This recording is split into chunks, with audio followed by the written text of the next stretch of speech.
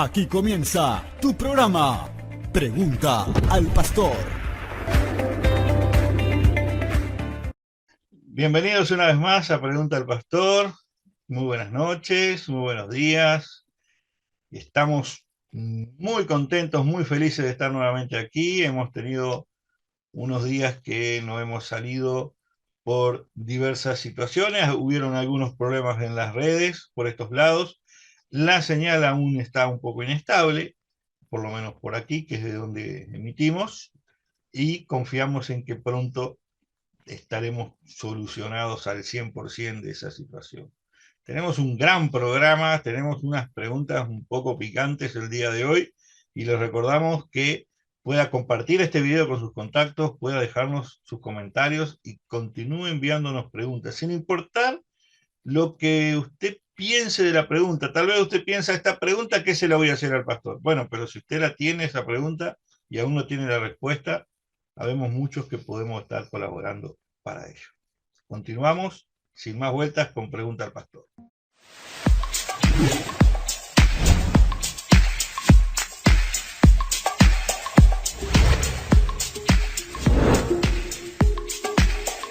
Oramos entonces. Padre, te damos gracias en el nombre de Jesús por un día más que tú nos permites estar en este programa, Señor, maravilloso, donde tú hablas, aclaras y traes, Señor, luz a la vida de aquellos que nos envían, Señor, con toda su confianza las preguntas. Queremos bendecir a cada uno de los panelistas que se encuentran en este día y también a la audiencia, Padre, cada uno de los televidentes, Señor, que tu mano poderosa los alcance, que sean tocados por tu presencia y por tu Espíritu Santo, Padre, y que ellos reciban la respuesta a sus preguntas, Señor, aquellos que las han enviado y aquellos que van a mirar y a compartir, Padre, porque sé que tú, el propósito tuyo es traer claridad a nuestras vidas y queremos ser de bendición para cada uno de los oyentes. Bendecimos la audiencia y bendecimos tu nombre, Señor, y te damos gracias por esta oportunidad que tú nos das una vez más. Amén.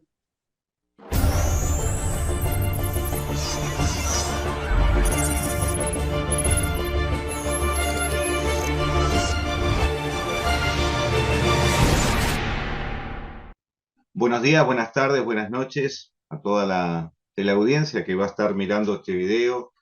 Mi nombre es Denis, Pastor Denis Acosta, aquí desde Rivera, Uruguay, en la frontera con Brasil, Santana do Livramento.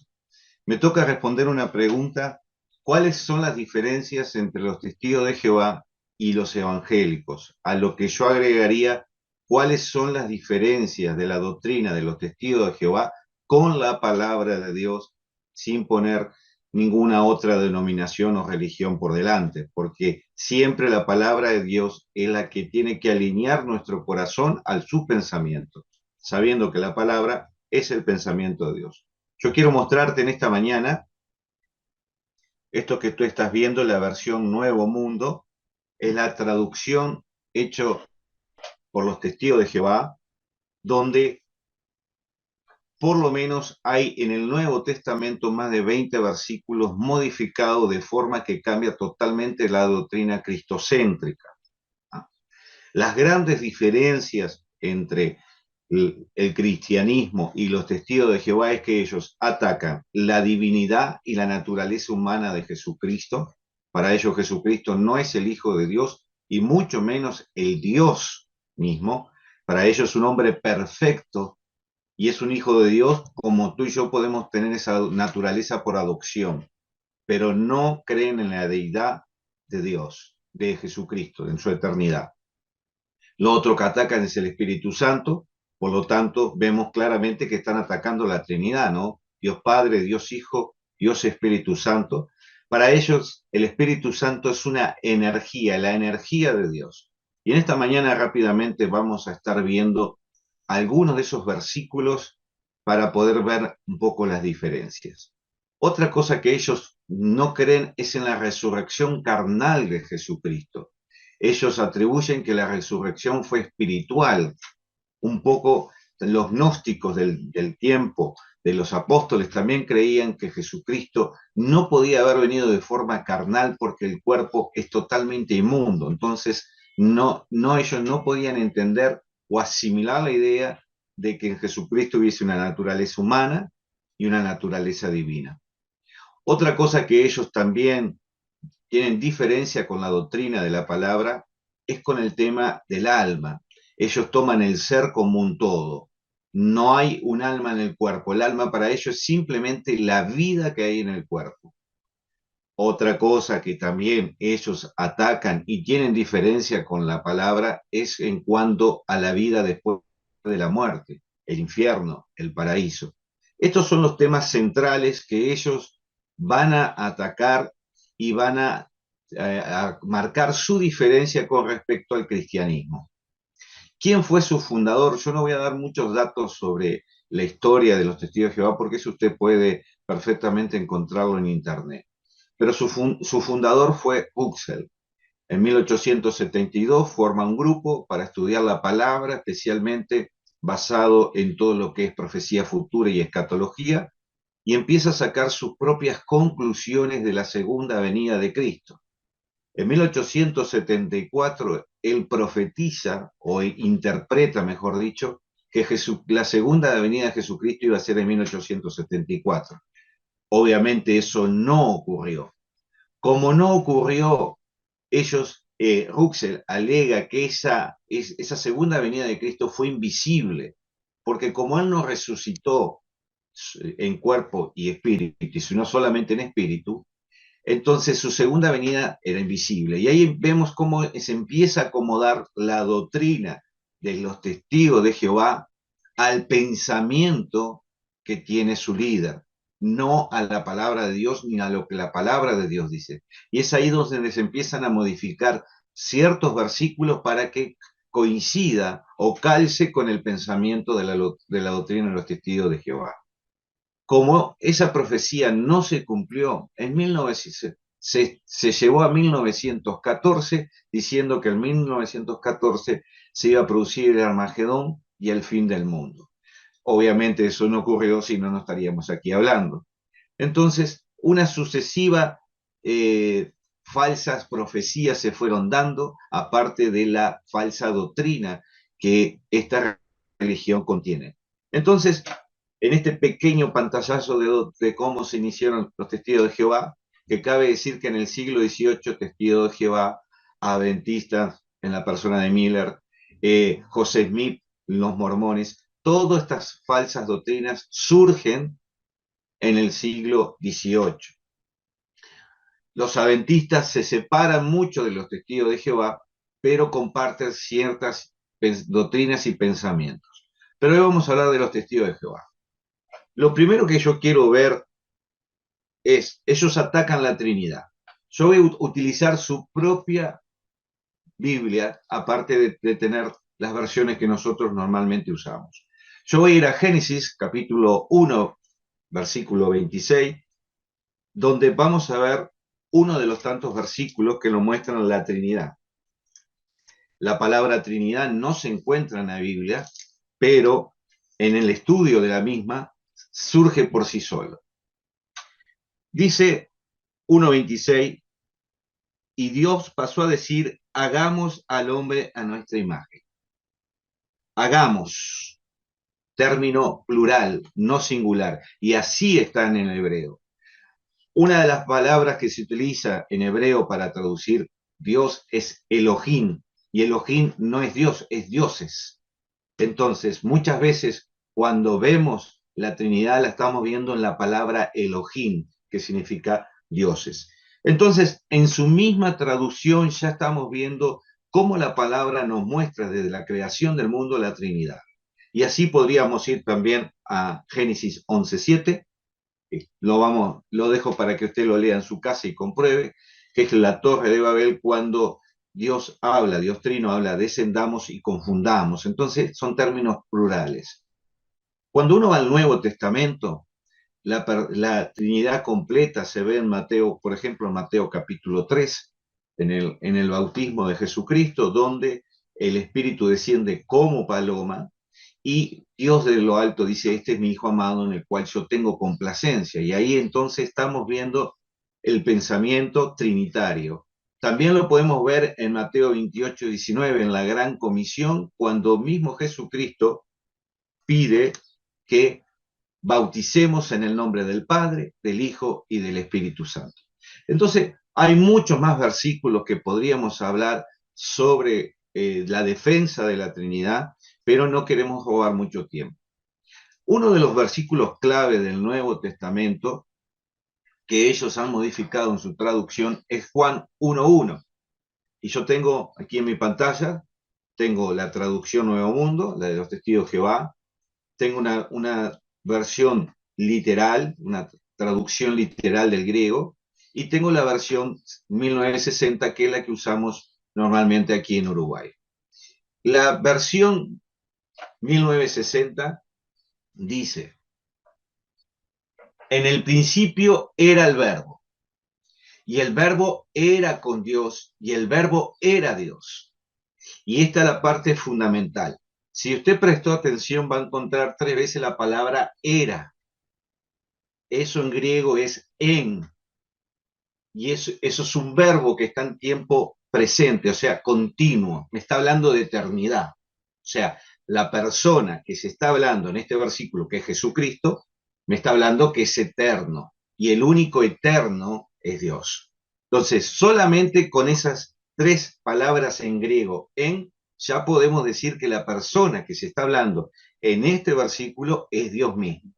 Ahora vayamos a lo que ellos traducen. Ellos traducen así: en el principio la palabra existía, palabra puede ir porque es la palabra logos, ¿verdad? Existía, la palabra estaba con Dios y la palabra era un Dios. Y es ahí donde está mal traducido. ¿Por qué? La formación del texto en griego no permite esa traducción. ¿Por qué? Porque está el término, está el verbo, ¿ah?, que es en mí, que es el ser. No era un Dios, él era Dios. Esa está mal traducido. Entonces, ¿por qué los testigos de Jehová hacen esto? ¿Por qué los testigos de Jehová en su versión en el Nuevo Testamento, cada vez que aparece la palabra curios, que viene del griego, que significa Señor, ellos ponen Jehová? ¿Por qué modifican eso? ¿Por qué se traduce de esa manera cuando son los únicos que utilizan eso? Claramente están modificando ciertos versículos que son claves para mostrar la deidad y mostrar que Jesucristo es Dios mismo, que vino, como dice Filipenses capítulo 2, versículo 6 en adelante, que Él tomó forma de siervo y se hizo semejante a los hombres, pero nunca dejó de ser Dios. Nunca dejó de ser Dios. ¿Por qué viene esta confusión? Porque hay versículos que ellos utilizan mostrando como que Jesucristo es inferior a Dios, como que Jesucristo es un ser creado. Bueno, porque ellos no pueden entender o no quieren entender que Jesucristo muchas veces habló como hombre y no como Dios. Él como hombre no sabía ni la hora ni el día que él iba a volver, pero como Dios, claro que sí. Entonces muchas veces Jesucristo va a hablar de sí mismo como hombre, pero él mismo va a afirmar muchas veces que es Dios. Hay un versículo clave que yo quiero con respecto a la naturaleza de Jesucristo que te quiero leer en esta mañana, que es Primera de Juan, capítulo 4, versículo 3. Lo vamos a leer en la versión Nuevo Mundo y lo vamos a leer en la versión 60.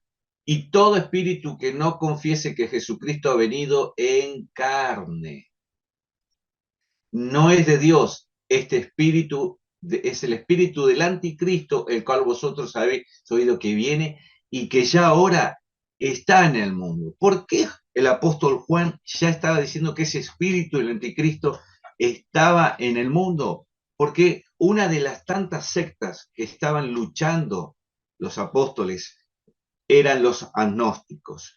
Y ellos no acreditaban, como hablamos al principio, en la naturaleza humana de Jesucristo.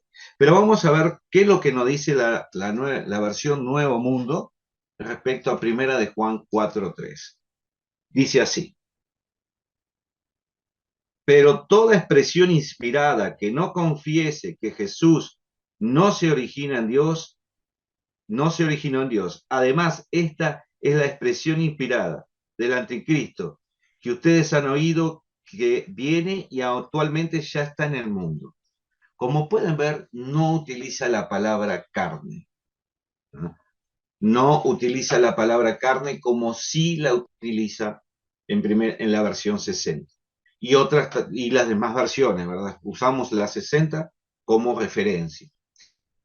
Otra cosa que ellos atacan de la naturaleza humana de Jesucristo, como ya lo hemos visto, su resurrección. Pero cuando uno va a 1 Corintios capítulo 15 y empieza a leer, se va a encontrar con que Jesucristo se apareció a 500 testigos. Después se le apareció a Cefas, se le va apareciendo a Jacobo, su hermano de sangre, y por último, dice el apóstol Pablo, se me apareció a mí. Entonces, habían testigos visuales cuando Pablo está escribiendo esta carta, que todavía existían y vivían, que habían visto a Jesucristo en carne y sangre, podríamos decir de esa manera. Su naturaleza humana estaba ahí. Entonces, él no resucitó en espíritu, él resucitó en cuerpo y espíritu. Porque además, si él no hubiese resucitado en cuerpo, el sacrificio hubiese sido en vano. Entonces, rápidamente hemos visto las doctrinas. Ellos no creen en el infierno. Quien predicó o enseñó del infierno en los evangelios fue exclusivamente Jesucristo. Yo voy a dejar algunas referencias para aquellos que quieran después estar leyendo. Tienen Mateo 10:28, Lucas 16:23. En Lucas 16 vemos el rico Lázaro y vemos también al mendigo, y ellos dicen que cuando uno muere entra en un estado catatónico, pero claramente, y esto no es una parábola como muchos piensan, es una enseñanza, es algo real que Jesucristo está enseñando en este capítulo. Ellos dicen que entramos en un estado catatónico, pero podemos ver aquí que no hay un estado catatónico donde el rico está separado por un abismo y donde el mendigo está en el seno de Abraham, en el paraíso. Así creían los judíos, que Abraham, el seno de Abraham representa el paraíso para ellos, y que estaba plenamente consciente, después de haber muerto, su alma estaba plenamente consciente, no estaba en un estado catatónico. Ahí podemos ver claramente y ya refutar dos de las enseñanzas erradas de los testigos de Jehová. Aquí lo más importante es cómo se ataca al Espíritu de Dios, a la divinidad, a la deidad del Espíritu Santo, y cómo se ataca a la deidad de Jesucristo. Esas son las dos cosas más resaltantes de los testigos de Jehová, que tienen una muy buena conocimiento del hebreo y del griego para haber hecho una traducción perfectamente correcta y no haber tergiversado o haber cambiado ciertos verbos que son tan importantes que nos cambian la doctrina con respecto al tema de Jesucristo. Los que creemos, los que nos llamamos cristianos, seguidores de Jesucristo, somos totalmente cristocéntricos y aborrecemos estas falsas doctrinas que atacan la persona del Espíritu Santo y la persona de Jesucristo. Que el Señor les bendiga. Espero haber respondido todas la pregunta lo mejor posible y resumidamente. En otro momento estaremos viendo otros puntos que seguramente se van a dar a lo largo de otras preguntas que vayan surgiendo. Pregunta al pastor. Muy bien, muy completa allí la exposición del pastor Denis, y qué tremendo problema del mal uso de la palabra, ¿no? Han habido varios que han aventurado algunas fechas incluso, además de los testigos de Jehová, en lo que tiene que ver con la venida de Cristo, ¿verdad? Pero puntualmente, en referencia a lo que estamos hablando, hubieron varias fechas que ellos pusieron, Y como la primera fecha que la mencionó recién el pastor Denis, 1914, fue un fracaso rotundo, ellos digamos que le dieron una media vuelta a la tuerca y excusaron que no pasó nada, diciendo que sí pasó en el mundo espiritual y que ahora Cristo es rey, Cristo ya está reinando. En lo que tiene que ver con el Padre, con Dios, llaman solo a Jehová por Dios, pero como bien dijo, se olvidan de que Dios tiene muchos otros nombres en la antigüedad, muchos otros nombres en la antigüedad, muchísimos. Y todos ellos hablan del mismo Dios, a excepción de algunas particularidades, ¿verdad? A excepción de algunas particularidades. Y yo estaba tomando algunas notas acá y me quedé en Colosenses 2:9, cuando dice, toda la plenitud de la deidad reside corporalmente en Él, en Cristo. El apóstol Pablo hablando de que la Trinidad o toda la plenitud, la pleroma de la deidad está en Cristo. Y en el texto griego aparece teón y teotes de la mano, y el verbo era Dios y el verbo estaba con Dios. En Juan 1:1 usa la palabra teón y teotes, teón para mencionar a Dios, y teotes, en el término griego, habla de su naturaleza y habla de sus atributos. Entonces, cuando el texto nos habla de plenitud y nos habla de atributos y dice que Jesús los tiene, entonces para mí, en el texto está muy claro que Jesús, además de ser el Hijo de Dios, es la imagen viva de Dios y en él reside la pleroma del cielo.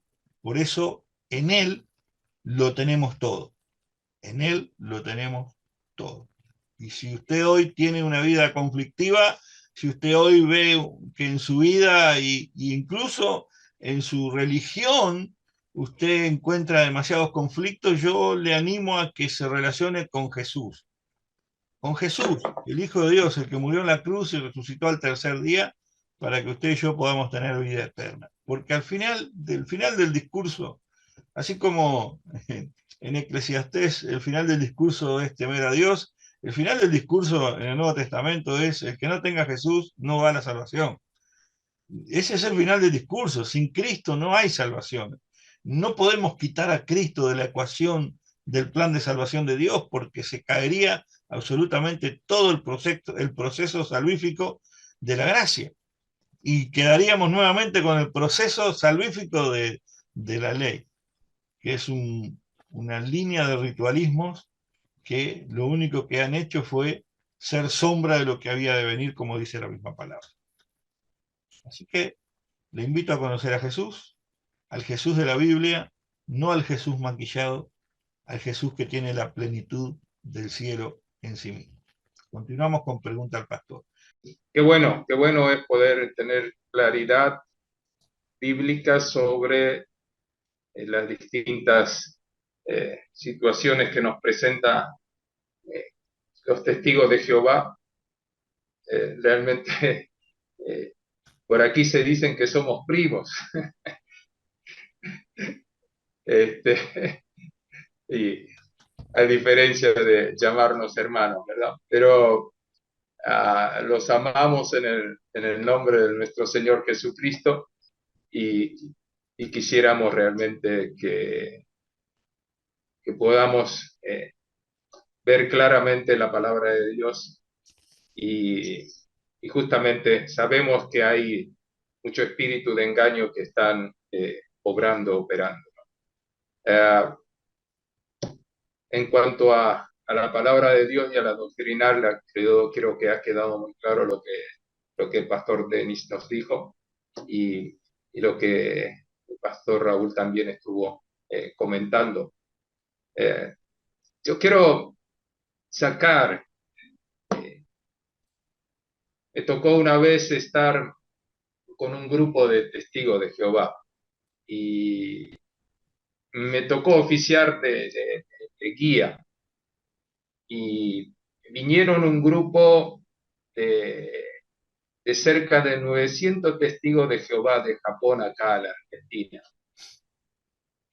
Y estuve 3 días con ellos siendo de guía acá en Buenos Aires y Y una de las cosas que me llamó la atención es que ellos eran 900 y eran japoneses y dejaban Japón y venían acá. Y yo les pregunté, digo, ¿cómo hacen ustedes para venir de Japón, haciendo lo que es el trabajo en Japón, la dificultad que hay para conseguir licencia de trabajo, etcétera, ¿no? Y me llamó la atención en este aspecto de que eh, me dicen, nosotros en Japón tenemos licencia especial. Digo, ¿cómo es eso? En Japón hay trabajos que la mayoría de la gente no la quiere. Son trabajos peligrosos, son trabajos sacrificados, son trabajos difíciles. Y nosotros tomamos esos trabajos. Entonces nos dice, tiene buen sueldo, en vez de trabajar 6 días, trabajamos 5 o 4 días porque tenemos licencia. Y con eso servimos a la causa, dice. Y realmente dije, wow, es interesante esta posición de servir y de entregarse, ¿no? Que muchas veces siento que nos está faltando en la congregación el poder servir.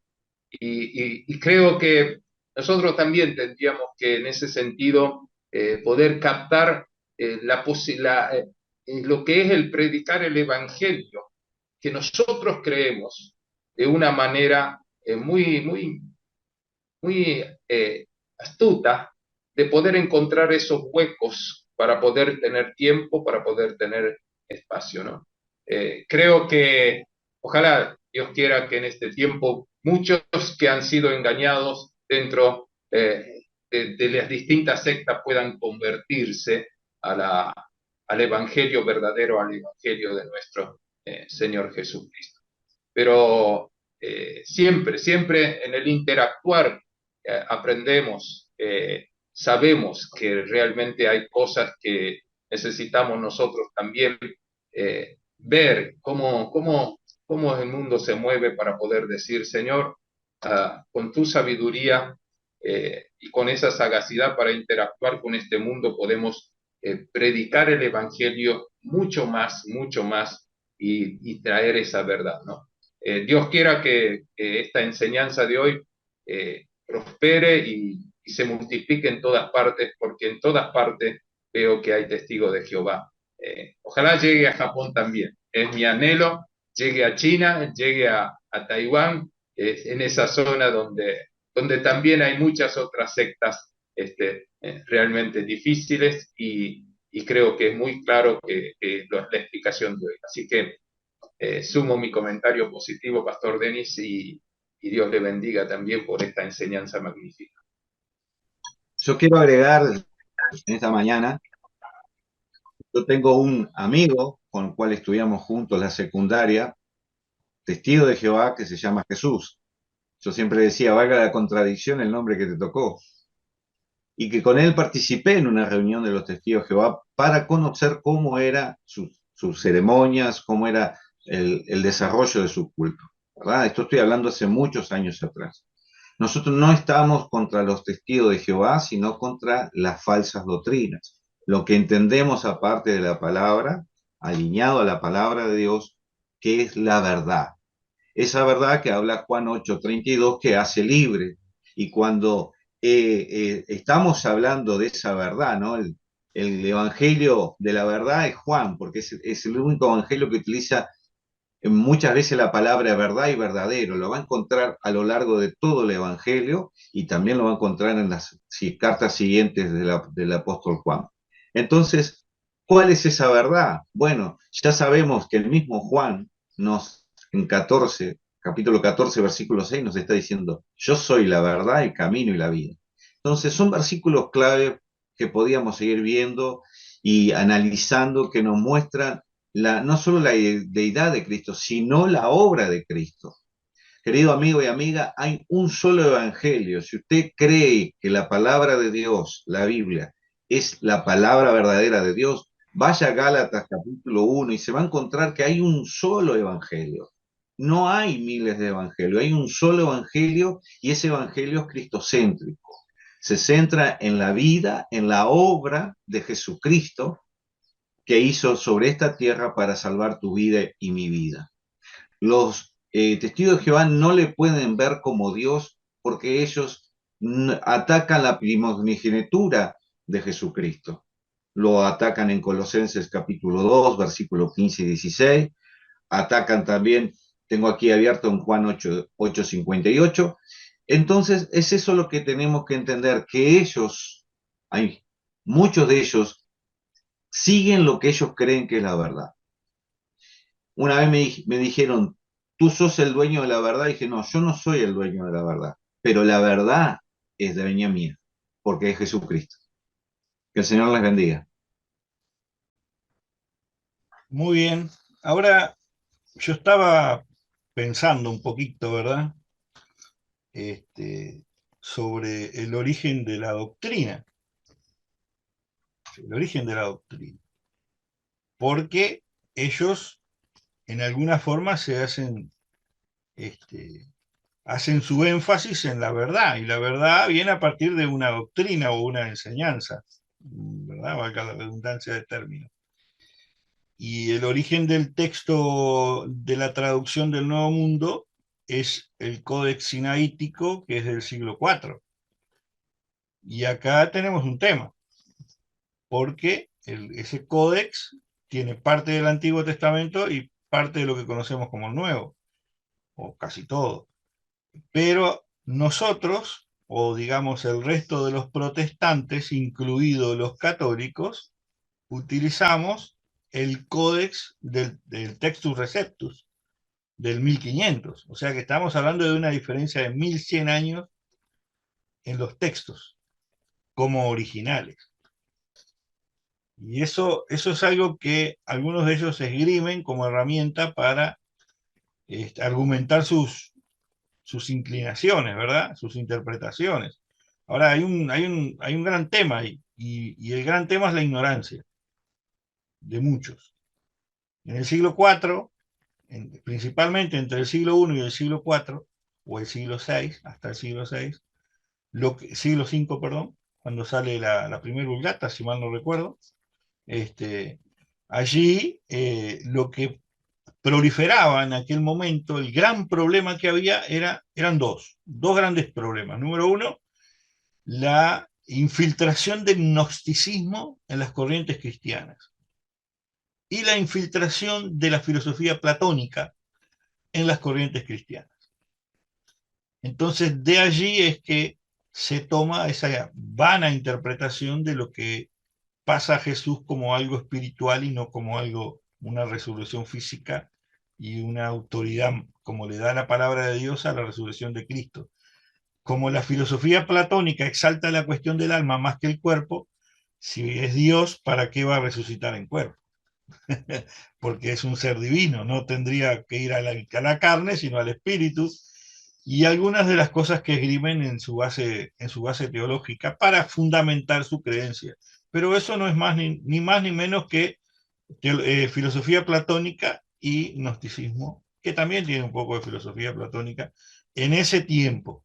Después cambiaron un poco las cosas y se fueron maquillando. Hubo un gran conflicto hasta el 1200. En el 1200 llega Tomás de Aquino y ahí reafirma e infiltra dentro del catolicismo más filosofía platónica, pero esta vez con filosofía aristotélica, y aumentan los conflictos donde la imagen del hombre y la imagen de Dios se empiezan a igualar hasta el Renacimiento, y el hombre ya queda casi a la altura de Dios. Entonces, esas son un poco los matices que tiene los devenires de los textos, y hasta que llegamos al 1500, donde un joven llamado Erasmo de Rotterdam toma los textos que habían, que manejaba el catolicismo, que se hicieron públicos, y de ahí nacen las Reinas Valeras y nacen otras 9 traducciones bíblicas más, como la alemana, la italiana, la francesa, la holandesa, de una versión de la King James, sale una versión de Scofield, una de las primeras, y ni que hablar la Reina Valera, ¿no? Como caballito de batalla que los protestantes usamos, la Reina Valera, y que para los testigos de Jehová es una aberración de traducción. Tienen, a ver, vamos a ser críticos, vamos a ser críticos. Cuidado acá. Criticar es una cosa y ser crítico es otra, muy distinta. El crítico, desde el punto de vista investigativo, es el que observa el hecho en sí y trata, esto es un micrófono. ¿Me explico? Y esto es un micrófono. Y acá es plateado, acá es negro, y tenemos acá esto que si lo toco se va a desarmar, ¿verdad? Anaranjado. Y acá es negro, más de vuelta también, ¿verdad? Entonces, eso es crítico. Yo estoy observando y estoy manifestando lo que veo sin darle matices. Y sabemos muy bien que la Reina Valera tiene demasiados matices, tiene demasiadas modificaciones. En eso los testigos de Jehová tienen razón. Hay que decir las cosas como son, ¿verdad? Hemos consumido un material muy modificado. Eso es un hecho. Lo que no significa que no esté la palabra de Dios y que no tengamos la palabra de Dios allí. La palabra de Dios está en la Biblia. Y ella nos habla y en ella llegamos a la verdad. Y en la verdad es Cristo. Y como dijo Jesús mismo, conoceréis la verdad y la verdad os hará libre. Así que si un primo, como dijo el pastor Rubén, testigo de Jehová, nos está mirando, le invitamos a conocer a Jesús. Invite a Jesús a su corazón. Invite a Jesús a su corazón, al mismo Jesús de la Biblia. No importa lo que diga la tapa. Jesús no va a cambiar por eso. Jesús va a seguir siendo el Hijo de Dios, resucitado al tercer día y que está listo para venir por su iglesia. Está listo para venir por su iglesia. Así que le invitamos a conocer al Jesús de la Biblia. Aquel que está dispuesto y que estuvo dispuesto a morir por usted y por mí para que tengamos acceso a la eternidad. Continuamos.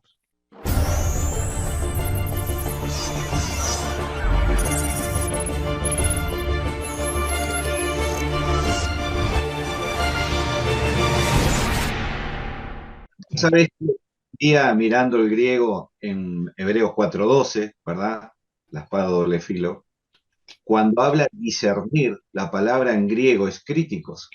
Y es el único lugar en todo el Nuevo Testamento donde está esa palabra en griego, que es críticos. Y que justamente significa discernir, separar lo bueno de lo malo.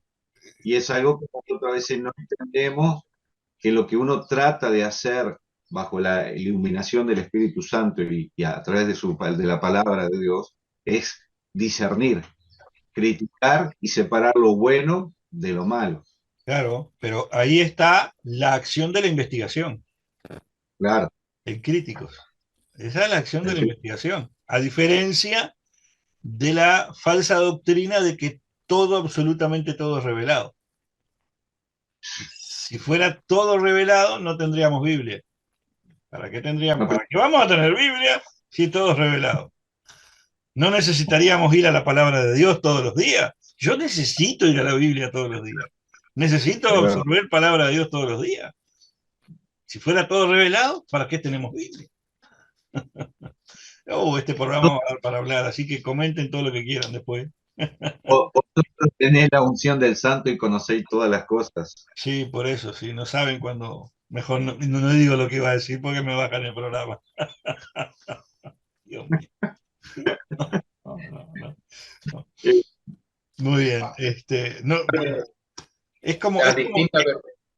De la Biblia, pastor, pienso que tienen sus lados donde no está claro o tiene sus agregados, pero lo más importante o la diferencia más importante con el Nuevo Mundo es que no presenta la verdad de Jesucristo. Claro. Y ese es el gran problema. Nosotros, por distintas versiones, bueno, la mayoría de nosotros con la Reina Valera, nos hemos acercado a Jesucristo y hemos podido conocer y nos sigue revelando.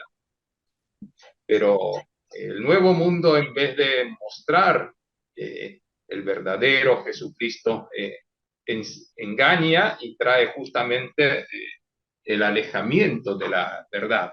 Y ese es el gran problema de aquellos que leen el Nuevo Mundo. Y obviamente el trabajo del espíritu del engaño, la ceguera, la venda mágica está ahí. Ese es el problema. Como persona, las personas que conozco son realmente muy amables, se pueden relacionar muy bien. Pero el problema doctrinal y el alejamiento que tienen, el enseguecimiento que tienen sobre Jesucristo es terrible, ¿no? Que sirva para aclarar las cosas y podamos compartir con ellos también sin entrar a ese darle y darle con amor y poder compartir, porque la presentación nuestra de la verdad es la que traerá luz para sacar la mentira, ¿no? Cuando la verdad resplandece, la oscuridad de la mentira desaparece. Así que bueno, nos toca a nosotros presentar con más fuerza, más énfasis la verdad, más que estar criticando, pienso, a estos primos. Y lo fascinante de las traducciones o de las versiones es que al haber un idioma base o un idioma original, a veces es más coherente ir a la fuente y evitar errores. Por ejemplo, si yo tomo como referencia al japonés, ¿verdad? Que es de donde el pastor Rubén tiene su ministerio, a ese mundo tan maravilloso que uno palpita cuando lo ve, cuando ve sus tradiciones, su cultura, su historia.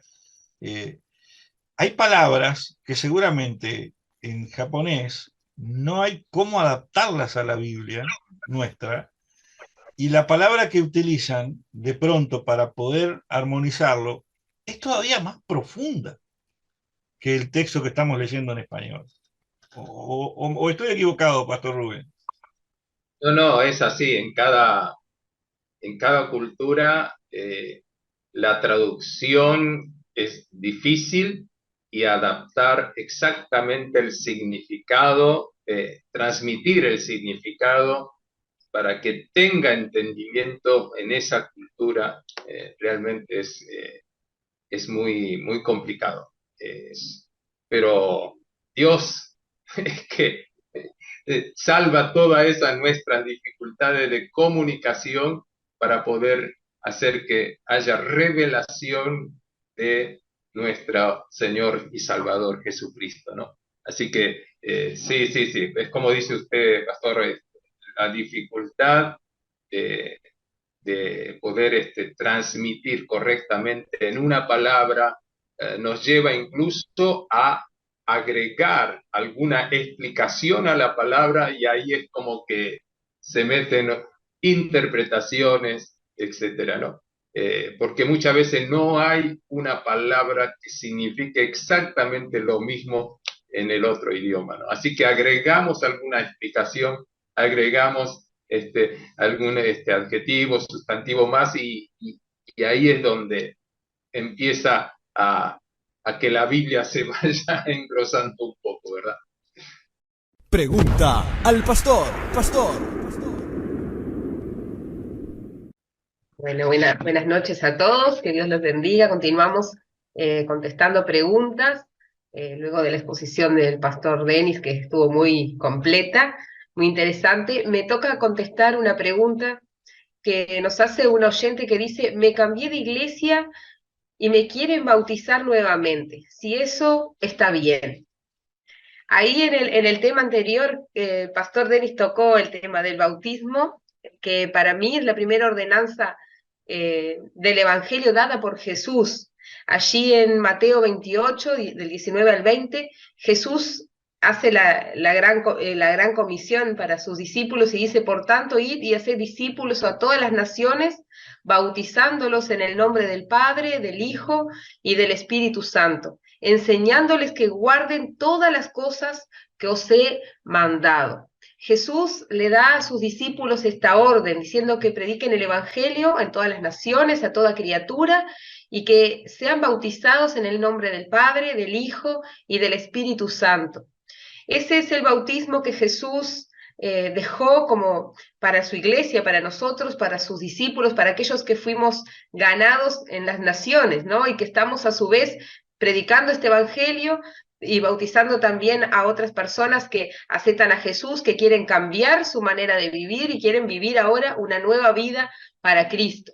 Pero si miramos la vida misma de Jesús, que también lo mencionó el pastor Denis, Jesús dio su ejemplo, nos dejó su ejemplo, bautizándose también. Y allí en el bautismo, Juan bautizaba para arrepentimiento. Y nosotros nos preguntamos por qué Jesús se bautizó si Jesús no tenía ningún pecado.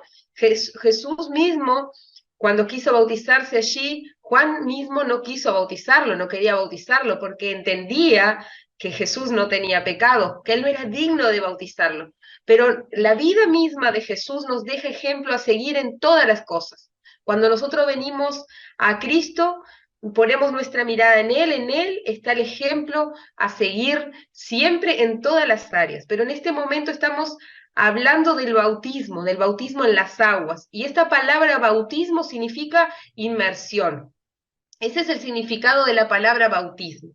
Y hemos hablado en otros programas anteriores sobre el tema del bautismo, sobre el tema del rebautizar, que es como algo que está de moda en este tiempo, pero hoy quiero contestar la pregunta a este oyente que nos dejó su preocupación, porque está hablando de algo personal que le está pasando. Y allí ese bautismo que Jesús nos mostró, ese bautismo que nos habla en la Biblia que debemos ser bautizados, que sea por inmersión, que sea en el nombre del Padre, del Hijo y del Espíritu Santo, ese es el bautismo válido y ese bautismo lo recibimos por única vez. Hay muchas doctrinas, digamos, líneas de doctrinas que están hablando en este tiempo sobre el rebautizar. Pero ayer estuve haciendo como una investigación y no quiero mencionar ninguna iglesia, ninguna denominación, nada, pero sí sacar un poco de lo que estuve investigando y hay como la opción de ser rebautizado, pero bajo alguna situación específica. Y una de ellas era cuando la persona no tenía conocimiento o entendía lo que estaba haciendo en ese momento. Porque cuando nosotros nos tomamos esa decisión de bautizarnos, decidimos vivir una nueva vida. Decidimos dejar nuestra vida de pecado, nuestra vida pasada, y ahora vivir una novedad de vida en Cristo. Y hacemos un acto público en esa inmersión donde morimos, dejamos ahí todo lo viejo, todo lo pasado, todo lo que es pecado, y comenzamos a vivir una nueva vida ahora en Cristo Jesús. A su vez hacemos un compromiso con Cristo de vivir para Él, de honrarle y de obedecerle. Entonces, si la persona en el momento de que se bautizó, esto estoy hablando lo que investigué en otras doctrinas, luego voy a dar mi punto y voy a pedirle también a los demás panelistas que puedan opinar sobre este tema tan importante en estos días. En el caso que esa persona que se bautizó no tuviera conocimiento o no hubiera entendido lo que estaba haciendo en aquel momento de que fue bautizada, esa persona podía pedir para ser bautizada nuevamente.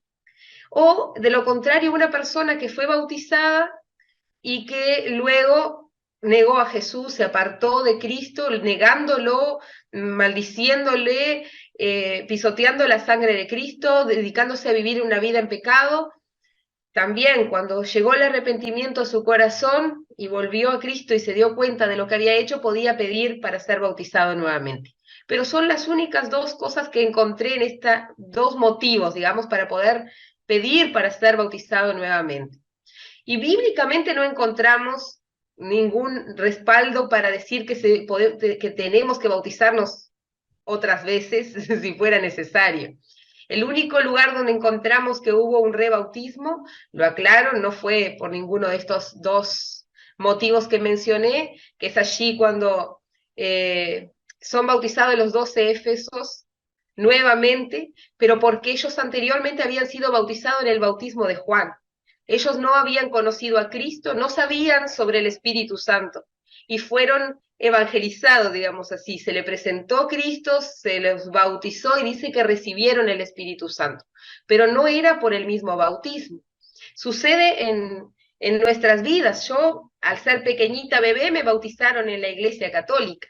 Cuando mis papás conocieron a Jesús, empezamos todos a ir a la iglesia cristiana, y cuando yo tuve conocimiento, a mis 15 años, tomé esa decisión de bautizarme y de vivir una vida con Cristo. Y no lo considero un rebautismo porque el bautismo fue en otra religión, y lo hice, era una bebé. Yo creo que el bautismo válido para nosotros en estos días, como lo dije anteriormente, es por inmersión, es en el nombre del Padre, del Hijo y del Espíritu Santo. Y decirle a esta oyente que si ese fue su bautismo, porque tampoco la conocemos, tampoco sabemos cuál era su anterior iglesia, porque ella dice, me cambié de iglesia y me quieren bautizar. Tampoco nos deja claro si su iglesia anterior era una iglesia cristiana, si fue bautizada en esos términos como lo decía, su bautismo es válido, no tiene por qué ser bautizada otra vez. Pero dejo como todas estas informaciones para que la persona cuando escuche pueda examinarse y darse cuenta si necesita o no ser bautizada. Tampoco conocemos la razón por la cual su pastor actual ahora le está diciendo que necesita ser rebautizada. También quiero traer, porque es algo muy importante y es algo que está como ahí en todas las redes, en todos los lugares, una discusión que hay en este tiempo sobre cuál es el bautismo, si es el bautismo en el nombre del Padre, del Hijo y del Espíritu Santo, o es el bautismo en Jesús. Hace algún tiempo, un año más o menos atrás, yo tenía en mi Facebook una persona, un líder que había comenzado una iglesia en una zona donde yo vivía antiguamente, me mandó una solicitud de amistad, yo la acepté, le seguí ahí su trabajo evangelístico y algunos estados que ponía, hasta que un día vi que él comisionaba a todas las personas que habían sido bautizadas en el nombre del Padre, del Hijo y del Espíritu Santo a volver a bautizarse porque ese bautismo no era válido. Y él sostenía que el bautismo válido era el bautismo en el nombre de Jesús. Ahí tuvimos cambiando algún par de mensajes y el hermano me maldijo, me dijo que me iba a ir al infierno si no me bautizaba de nuevo, ya que mi bautismo era en el nombre del Padre, del Hijo y del Espíritu Santo. Yo voy a la palabra, que es la que trae luz a nuestras vidas, y tomo lo que Jesús dejó para nosotros. Y como lo dije anteriormente, Jesús ordenó que se bautizara en el nombre del Padre, del Hijo y del Espíritu Santo. Y ahí lo mencionó también el pastor Denis, la importancia de la Trinidad, que está visible en varios lugares, como lo mencionó él, que no lo voy a repetir, que también había como preparado eso. Jesús lo dejó claro, y nosotros no podemos negar que es real, que necesitamos y que está en nosotros manifestado el Padre, el Hijo y el Espíritu Santo. Así que le voy a dejar la oportunidad ahí a los demás panelistas que puedan aportar algo, comentar algo sobre este tema, ya que son pastores, tienen sus iglesias, bautizan, así que nos pueden dar un aporte desde su experiencia. Sí, un momento y ya después les abandono. ¿Ah? Voy a mi trabajo. Bueno, yo quiero resumir un poco lo que dijo la profeta Karina.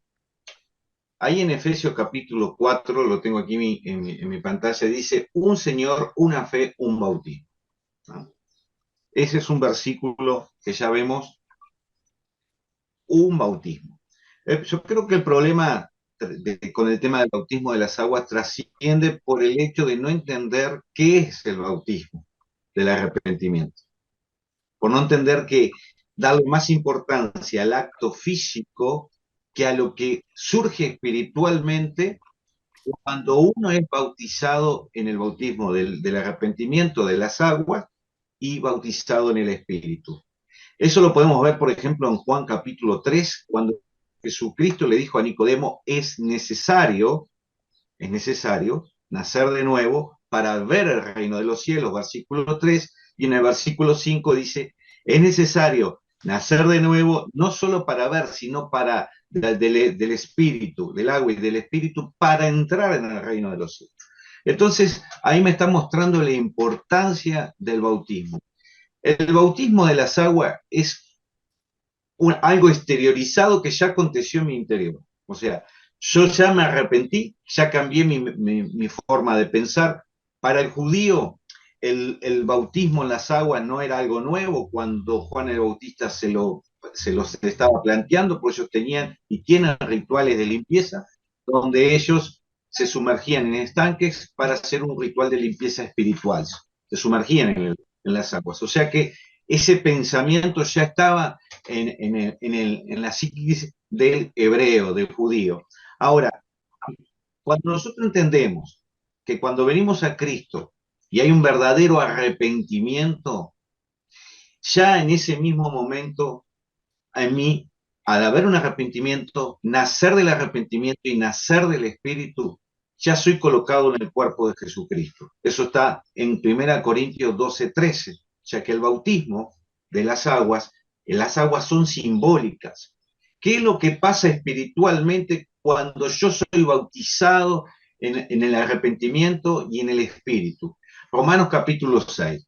Hay que leer Romanos capítulo 6 para entender lo que es el bautismo del Espíritu, lo que pasa interiormente en nuestra vida espiritual. Cuando nosotros entendemos esto, entendemos que pasar por las aguas es un acto simbólico. En mi caso particular, tanto mi padre como mi tío congregaban en una iglesia, se bautizaron en esa iglesia, pero cuando empezaron a congregar en otra, le volvieron a rebautizar. Lo que pudo haber pasado, que se mojaron 2 veces en vez de una, pero espiritualmente no aconteció nada distinto, porque lo que a mí me hace una nueva criatura es la fe en Jesucristo. Cuando yo entiendo quién es Jesucristo y me arrepiento, cambio de pensamiento, como el mensaje de Juan el Bautista para aquellos judíos en aquel tiempo, dijo, arrepentíos, y da fruto de arrepentimiento, porque ese es el bautismo de Juan. No es solo pasar por las aguas es un acto simbólico que representa lo que pasa interiormente en el alma y en el espíritu de la persona. Entonces, si se bautiza 2 veces, para mi criterio, se va a mojar 2 veces. Pero el bautismo real, el nuevo nacimiento, acontece una sola vez.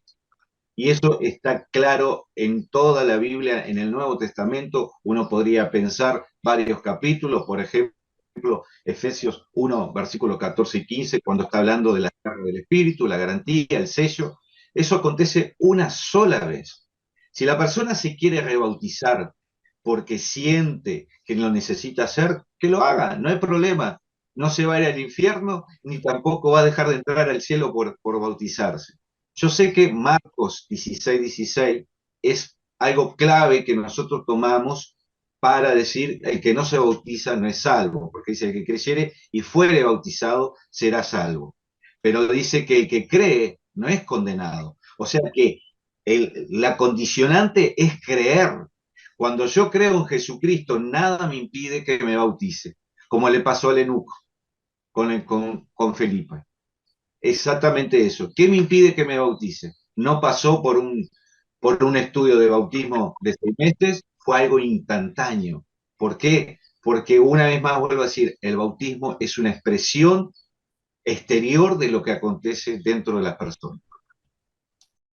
Bueno, muy bueno el aporte de la pastora Karina y el comentario del pastor Denis. Y yo estaba buscando aquí algunas cosas referentes al bautismo y me encuentro cuando Jesús se bautiza, ¿verdad? Entonces Jesús vino a Galilea, vino de Galilea Juan al Jordán para ser bautizado por él. Mas Juan se le oponía, diciendo, yo necesito ser bautizado por ti, tú vienes a mí. Pero Jesús respondió, deja ahora, porque así conviene que cumplamos toda justicia. Entonces le dejó. Esto está en Mateo capítulo 3, versículo 13 al 15. Es bien interesante porque cuando la palabra de Dios nos habla del bautismo, allí en Hechos 2:38 dice, Pedro les dijo, arrepentíos, primero, arrepentíos, y bautícese cada uno de vosotros en el nombre de Jesucristo para perdón de pecados y recibiréis el don del Espíritu Santo.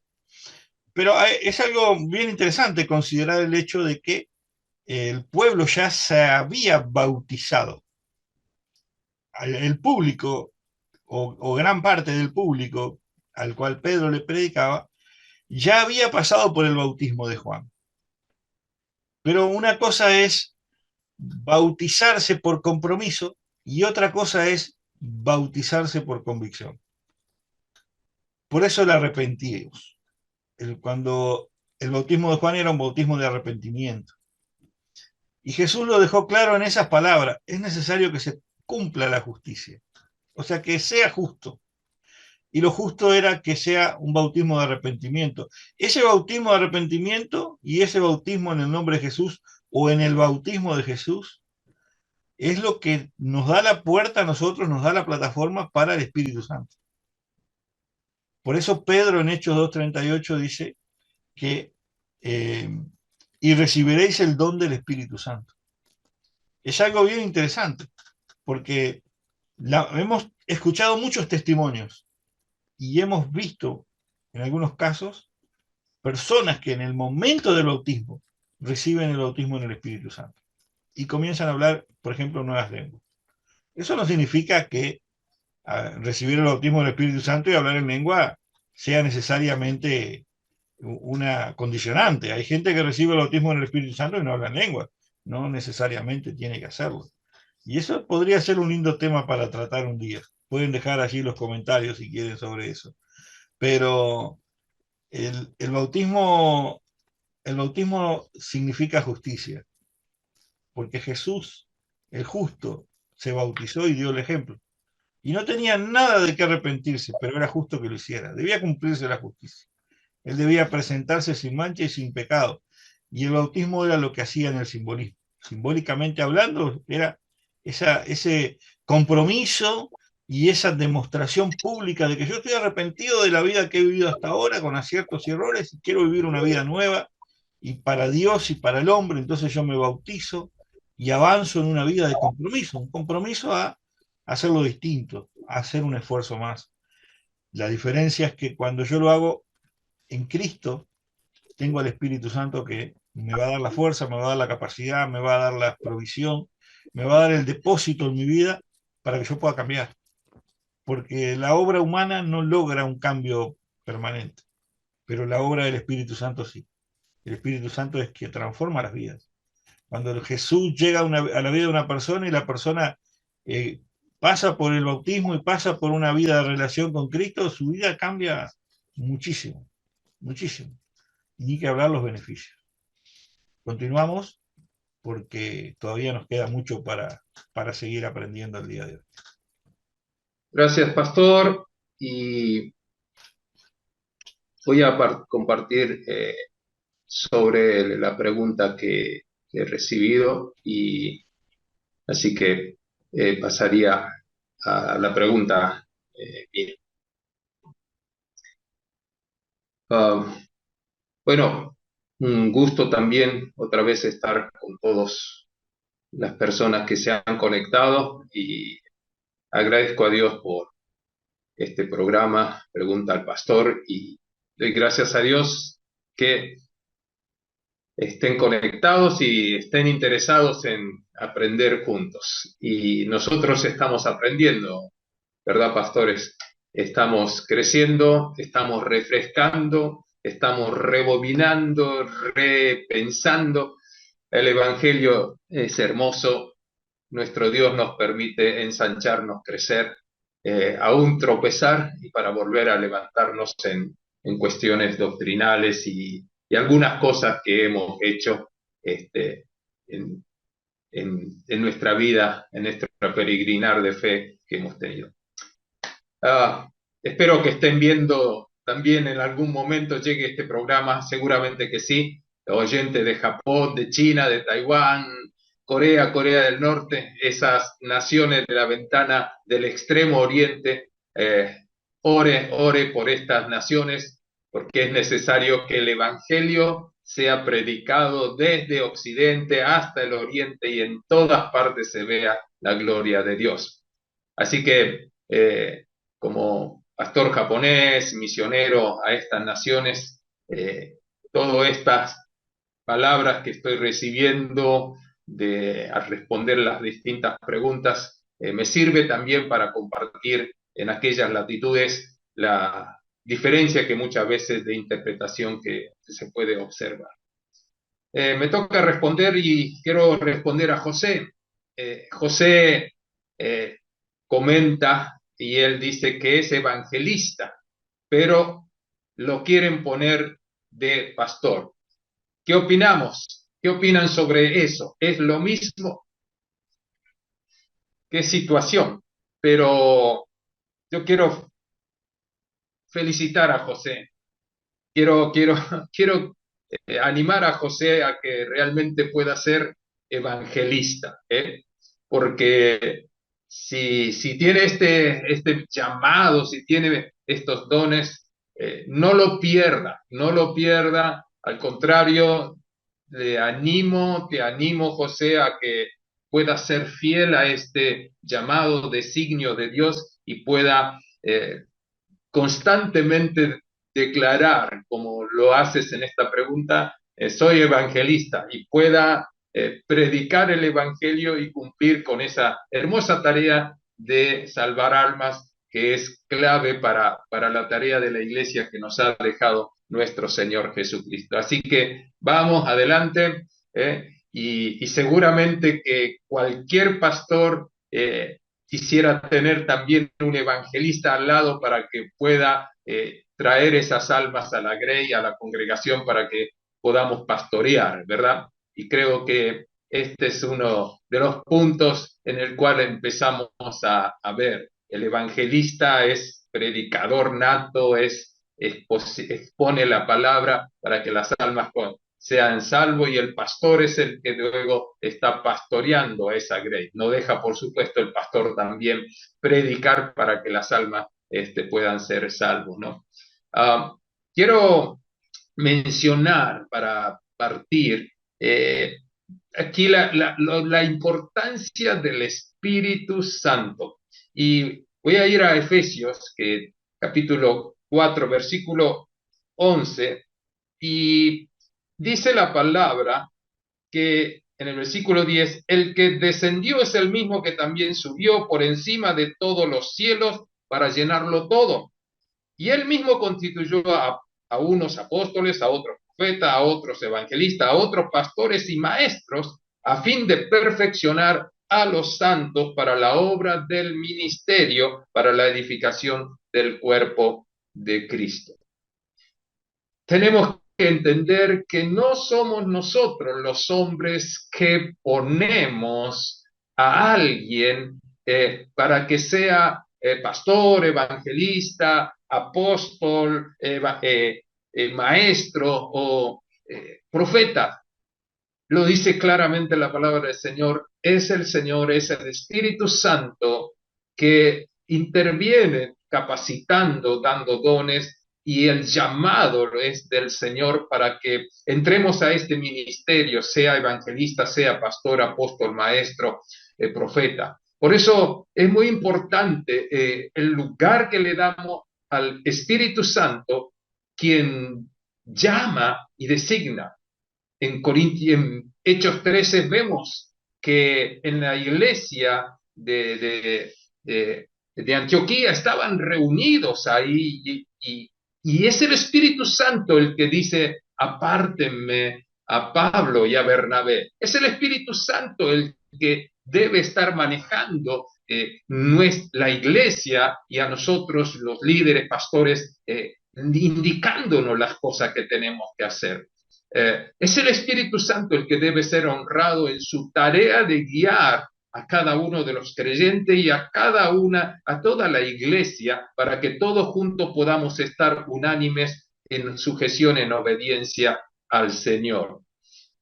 El Señor es el que llama, el Espíritu Santo es el que da los dones. Así que voy a referirme rápidamente a estos dos dones para que podamos saber y poder ayudar a José a entender exactamente qué es lo que por ahí él está sintiendo también, o qué es lo que tal vez el líder o el pastor que lo quiere poner como pastor está viendo en él.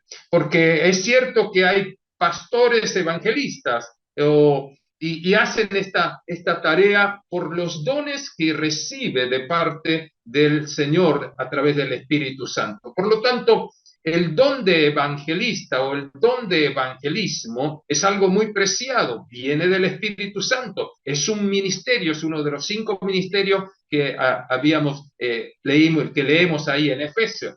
Entonces, encontramos, por ejemplo, en el libro de los Hechos, a Felipe, que es el evangelista. Se mencionó hace un instante también sobre el bautismo. Felipe es el que bautiza a ese hombre y le dice solamente con creer es suficiente y pasa a las aguas del bautismo. Es este Felipe que es evangelista. Lo encontramos en el libro de Hechos, en el capítulo 8 y en el capítulo 21 se habla de Felipe, el evangelista. Ahora, el evangelismo es una capacidad del Espíritu Santo para que la persona, el creyente, el Hijo de Dios que tiene este don, pueda presentar el evangelio con claridad, que pueda hablarle a las personas incrédulas, ya sea una o multitudes, y lo hace eficazmente. En este tiempo, bueno, hemos escuchado en nuestra generación de Billy Graham, de Luis Palau, de Gigi Ávila, de Carlos Anacondia. Todos estos hombres son reconocidos por la predicación a multitudes, pero también nosotros conocemos a aquellos que van y constantemente tienen la habilidad de poder predicarle a las personas y a una persona y lo hacen eficazmente. Es cierto, para todos, José y todos nosotros, todos somos llamados a evangelizar, entramos dentro de la comisión que nos dejó el Señor de ir y predicar a todo el mundo. En definitiva, somos testigos. La gran comisión nos ha sido dada, nos ha sido encomendada. Así que más allá de los dones, todos tenemos que estar compartiendo el evangelio. Pero aquel que tiene esta capacidad espiritual dada por el Señor, tiene esa habilidad especial. Tiene la habilidad de hablar a personas extrañas y aún transculturalmente. No hay límites de razas o pueblos o nación. Puede hablar a extraños y a conocidos. Tiene la habilidad de introducir verdades espirituales en cualquier tipo de conversación. Salí una vez a predicar a las calles y el hermano que me acompañó vino de Brasil y era un evangelista nato, ¿no? Y me acuerdo que nos sentamos en una parada de un colectivo y ahí este hermano se puso a hablar con uno que estaba sentado en el cordón de la vereda y le habló de Jesús y le empezó a compartir, preguntar las cosas muy simples. Y yo no sé si le dijo exactamente esta persona, ese joven que le estaba hablando, si estaba burlándose o no. Cuando le preguntó de qué hacía, qué profesión, él le dijo, medio en serio, medio en burla, soy surfista. Le gustaba surfear. Y a partir de ahí, este evangelista le predicó de Jesucristo. Y entonces el diálogo fue algo así: yo conozco al mejor surfista del mundo. Y el joven se quedó preguntando de quién me estará hablando, ¿no? Y le dice, este surfista es capaz de surfear sobre las aguas sin tablas. Y con más extrañeza se quedó mirando este joven y le dijo, ¿sabes quién es? Es Jesús. Y ahí le contó la historia de que Jesús caminó sobre las aguas. Es decir, de una simple conversación que parecía una burla, este evangelista le habló de Jesús. Es esta habilidad que me refiero, que dada por el Espíritu Santo para que las personas puedan conocer a Jesucristo. Tiene esta habilidad de persuadir, de influenciar a otros por el Espíritu Santo. Es esta pasión por las almas que se muere si no predica a Jesucristo. Tiene frutos, es decir, resultados. La gente recibe a Cristo como su Salvador. Concretamente, hay como resultado, muchas personas creen a Jesucristo porque esta persona que tiene el don de evangelismo o evangelistas les habla. Así que, José, si tú tienes este don, alguna de estas características tiene que ver en su vida. Ahora, el don de pastor, que en la Biblia es sinónimo de obispo, de presbítero, es aquel que le gusta estar con su redil, es aquel que le gusta trabajar en su redil y trabaja para que realmente ese grupo que Dios le dio verdaderamente sea, que vaya creciendo más y más a la medida y a la estatura de Jesucristo. El pastor de ovejas, se dice, tiene olor de ovejas. También, obviamente, es dado por el Espíritu Santo y es una capacidad, es un don especial que viene del Espíritu Santo. Sabe guiar a la congregación, sabe guiar a las ovejas. El Salmo 23 es un ejemplo de lo que un pastor de oveja puede hacer, guiando a las ovejas a lugares de delicado pasto, ahí puede alimentarse. Está la otra característica de un pastor, alimenta a su congregación, tiene esa pastorea, dice la palabra del Señor, a sus ovejas, a su grey, a su congregación. En tercer lugar, el pastor es el que sabe guardar. En el ejemplo de David como pastor, él cuando está delante del rey Saúl dice, soy pastor de ovejas y cuando una de mis ovejas es atrapada por un oso, por un león, yo los defendía y les arrebataba sacándola de la boca. Este es el corazón del pastor que sabe guardar. También tiene la capacidad de relacionarse un pastor con la gente, con sus ovejas, con los creyentes de su congregación. Mis ovejas, dijo Jesús, oyen mi voz y me siguen. Esta relación es dada por esa presencia del Espíritu Santo y a través de este don. Otra característica del don de pastor es que va a buscar esas ovejas perdidas, le interesa esa oveja, es capaz de dejar las 99 para ir a buscar aún esa oveja perdida que hace mucho no está viniendo o hace mucho vino por la congregación y ya no está viniendo.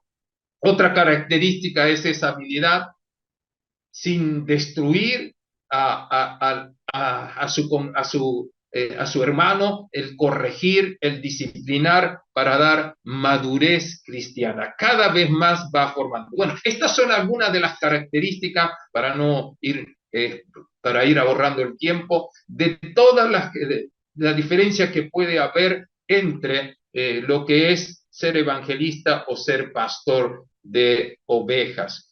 Tiene que estar en esto la presencia del Espíritu Santo. No estoy de acuerdo con que cada uno se designe o como pastor o apóstol o profeta. Esto lo tiene que hacer el Espíritu Santo. Esto lo tiene que hacer el Señor. Él es el único que puede decir y dar la capacidad, el Espíritu Santo. Pero toda la congregación está viendo lo que Dios está haciendo en esta persona y entonces comienza a reconocerlo como pastor, como evangelista, como apóstol, etc.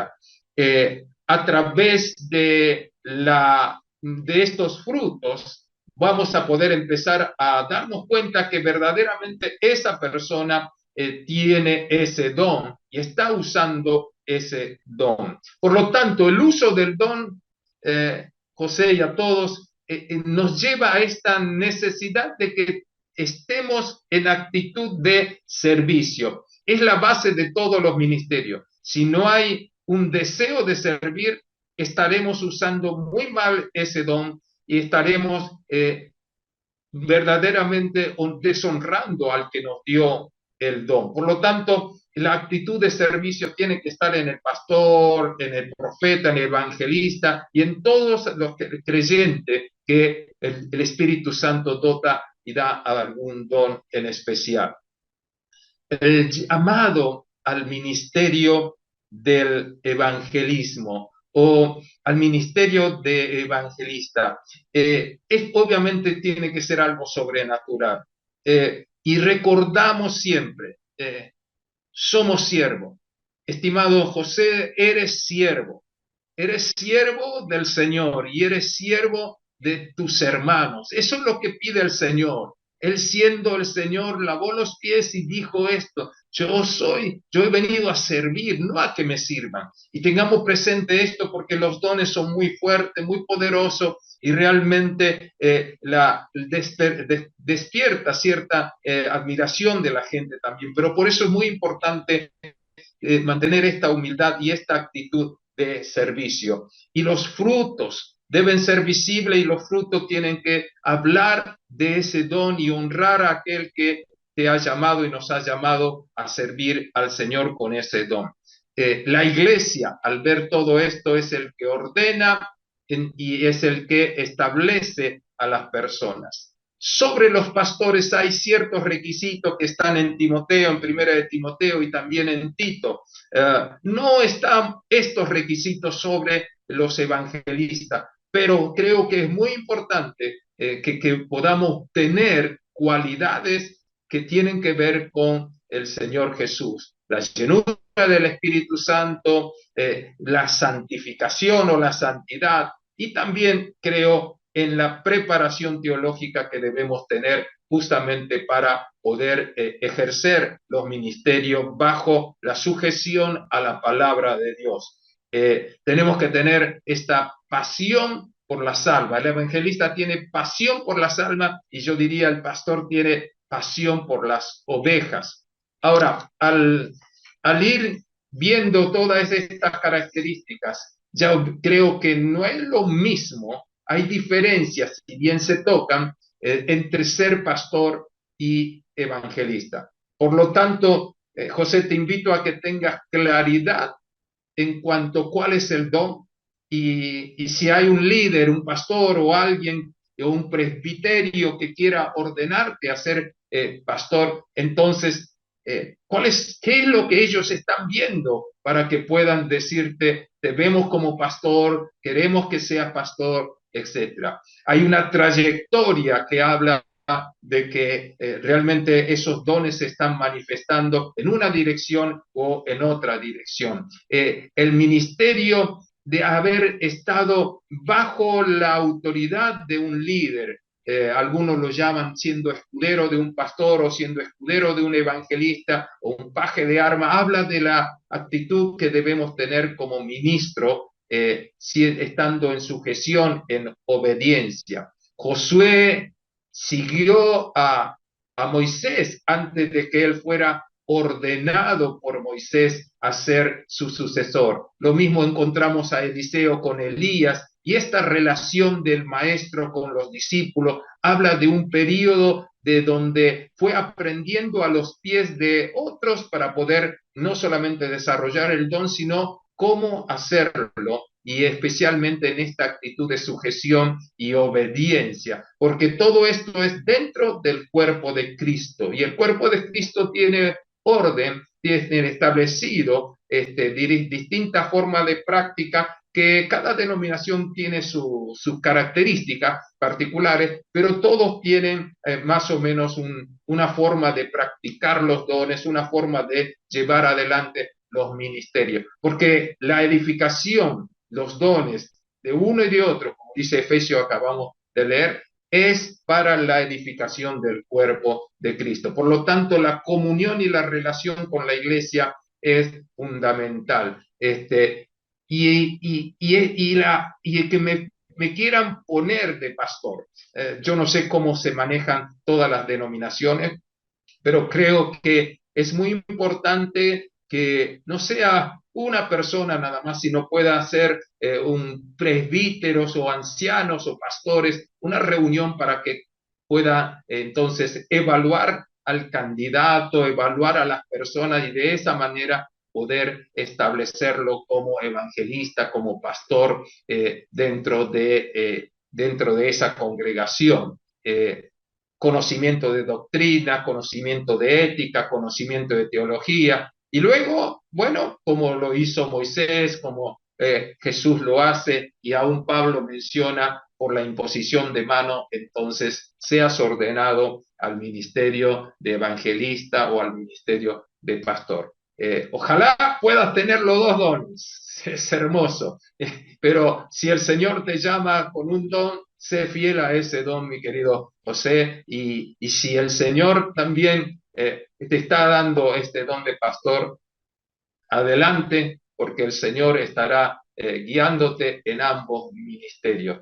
El evangelista y el pastor deben andar juntos muchas veces. Creo que Pablo era más evangelista y Bernabé más pastor, así que ellos caminaron juntos y pudieron bendecir a muchas congregaciones. Así que, José, te bendigo, y a todos los oyentes que podamos practicar, guiado por el Espíritu Santo, el señorío de Jesucristo y los dones que el Señor nos ha dado. Sea de evangelismo, sea de evangelista, sea de pastor o de otro profeta, apóstol, maestro y todos otros dones que encontramos en la Biblia. Gracias, gracias. Dios le bendiga, y estoy abierto para poder discutir o charlar sobre estas cosas. Muy bien, muy excelente, muy completa la exposición allí del pastor Rubén. Realmente muy buena, muy buena. Y bueno, les animamos a los que nos están mirando o los que vean este programa, que va a quedar en YouTube después y va a quedar también aquí en la página de Pregunta al Pastor por mucho tiempo. Cuando lo vean pueden comentar acerca de estos temas y pueden generar incluso debate en los mismos comentarios o más preguntas para poder crecer en el conocimiento de estos temas que son muy importantes. Es muy importante, muy importante. Yo escuchaba con atención lo que decía el pastor Rubén, y es una gran realidad. Hay mucha gente que sale al ministerio, no sabe dónde está parado, gente que sale sin un equipo de personas que lo estén acompañando, monitoreando, porque a veces el anhelo, las ansias de servir, a veces confunden la voz de Dios. Nos confundimos, queremos escuchar a Dios y escuchamos nuestra propia mente, lo que a nosotros nos parece, lo que quisiéramos ser o hacer, el querer parecernos a otros. Es muy bueno. Yo creo en el presbiterio, creo, como dice la palabra de Dios, en el encomendar, ¿verdad? En la imposición de manos, en la consagración para los ministerios, ¿verdad? Y creo en los llamamientos. Creo que Dios llama, que Dios capacita, que Dios prepara, y eso lleva a veces mucho tiempo, eso a veces lleva a una preparación que no es la que nosotros quisiéramos. A veces nosotros recibimos el llamado y queremos ya, porque yo tengo el llamado, y muchos salen al campo diciendo yo tengo el llamado. Sí, sí, pero el llamado es una cosa. Cuando Pablo, desde que Pablo fue llamado hasta que Pablo fue Pablo, pasaron como 15 años. Pues todo ese tiempo Pablo tuvo que estar con los apóstoles aprendiendo de los apóstoles. Aunque él se sabía toda la ley, se sabía todas las normas, él tuvo que aprender a ser cristiano. Y a veces nosotros nos olvidamos de ese pequeño detalle. Tenemos hombres con muchas capacidades, con mucha sabiduría que Dios ha puesto a nuestro lado, pastores, maestros, evangelistas, como bien dijo recién el pastor Rubén, gente con talento, con ministerios, con dones, con llamamiento, que están para la edificación de la iglesia. Debemos dejarnos edificar. Necesitamos de los demás ministerios. Así que gloria a Dios por el evangelista, gloria a Dios por el pastor y gloria a Dios por los demás.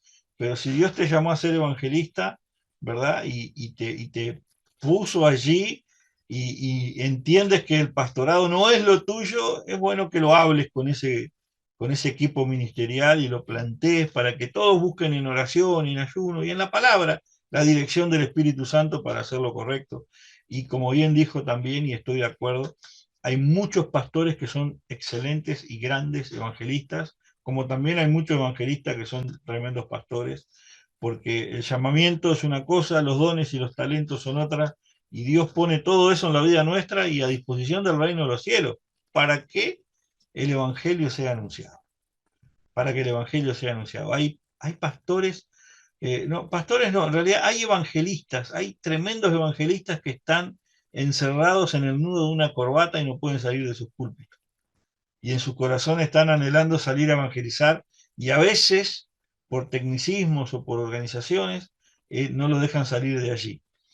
Eso también es una situación que se vive, que hemos visto, que hemos atendido, ¿verdad?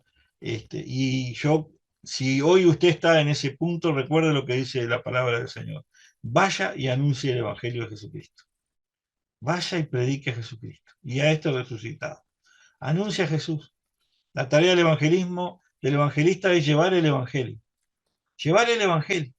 No renuncie a lo que Dios le dio. Usted puede ser un buen pastor, puede ocupar un cargo excelente como pastor, pero siempre va a seguir siendo evangelista. Y siempre va a tener la oportunidad de anunciar el Evangelio. Puede tomar desde el púlpito y hacer un buen sermón pastoral, pero también puede hacer un buen sermón evangelístico y llevar al arrepentimiento a las personas y llevar a las personas a conocer a Jesús y el desafiar a las personas a conocer a Jesús. Realmente yo he escuchado mensajes de evangelistas y me han llegado al corazón. Y he visto evangelistas que están allí y digo, wow, este hombre es un gran pastor. Es un gran pastor. Así que gloria a Dios por los dones, gloria a Dios por los talentos. Aplaudimos el querer saber para dónde ir, porque eso nos lleva a nosotros a escuchar los consejos que Dios nos va a hablar allí. Dios nos va a hablar allí. Karina, ¿querés comentar algo? No, en realidad todo clarísimo lo que exponía el pastor Rubén, bueno, la aclaración. Yo me quedé pensando en la preocupación de esta persona, ¿no? Que planteaba que él se veía o se sentía o era evangelista. Y bueno, está todo dicho igualmente ahí, pero me quedé pensando en la posibilidad de ese evangelista que no quiere ser pastor o no siente, ¿no? Yo siempre digo que debe de nacer dentro de nosotros una convicción. Sí, Dios le da la visión a nuestros líderes, a nuestros pastores, pero si en nuestro corazón no llega nunca esa convicción, porque a veces pasa de que no la tenemos en el momento, pero comenzamos a orar sobre eso, a buscar la dirección de Dios y llegamos a sentir esa convicción. El tema es que si esa convicción no está ahí en nuestro corazón y nosotros no nos vemos de esa manera, eh, tengo una amiga pastora que dice, yo quiero salir de estas cuatro paredes. Y ella me dice, yo estoy dentro de estas cuatro paredes y sé que allá afuera doy más frutos. Y ella fue ungida evangelista, pero por confianza la pusieron a pastorear. Y ella está cumpliendo un papel que no quiere y las evidencias están ahí. Su iglesia se llena, se vacía, se llena, se vacía. El Espíritu Santo está ahí, Dios la usa, ella sabe evangelizar, ganar almas, traerlas, pero tiene que tener también la condición para poder pastorearlas, enseñarlas, acompañarlas, cuidarlas y todo lo demás. Y es como lo planteaba el pastor, es un don dado por Dios. Y si yo no lo tengo, lo que voy a hacer en vez de bendecir esas almas que gané, es luego correrlas o perderlas o que se vayan o que no quieran después seguir al Señor. Que José estuvo muy bien en hacer esta pregunta y que esperemos que todos estos consejos y estas cosas que salieron aquí puedan traer claridad a su corazón y bueno, decirle a José que si esa convicción no está dentro de él, no digo que sea ahora, pero que ore, que busque la dirección de Dios y que si esa convicción no está ahí, siga siendo evangelista y predicando el evangelio como el Señor nos encomendó a todos. Muy bien, sin duda. Bueno, y yo para culminar y ya cerrando el programa del día de hoy, agradecerle a todos por estar allí, por acompañarnos cada programa. Gracias por las preguntas que nos envían, por los temas que nos plantean. Y bueno, para cerrar sobre ese asunto, lo mejor que hay es que cada uno ocupe el lugar que Dios le dio. Yo he visto evangelistas que quieren dárselas de maestro y lo que hacen es cometer errores graves, porque están dando algo para lo cual está dando sonido incierto esa trompeta. Si Dios te llamó para el evangelismo, no te llamó para ser maestro. Lo que no quita que puedas enseñar eventualmente, pero algunos se ponen a hacer teología y realmente Dios no los llamó para eso. Para la teología está el maestro de la palabra, también el pastor, pero el evangelista está con un galardón. El evangelista tiene una capacidad inmejorable, y es ganar almas para el Evangelio, ganar almas para Cristo. Así que bendecimos la vida de los 5 ministerios, bendecimos la vida de los evangelistas, de los pastores, de los maestros. No nos olvidamos de los diáconos, no nos olvidamos de los ancianos, no nos olvidamos del portero. Bendecimos a la iglesia de Cristo. Desde Pregunta al Pastor, que Dios le bendiga. Hasta aquí hemos llegado con el espacio Pregunta al Pastor. Nos reencontramos. Hasta la próxima.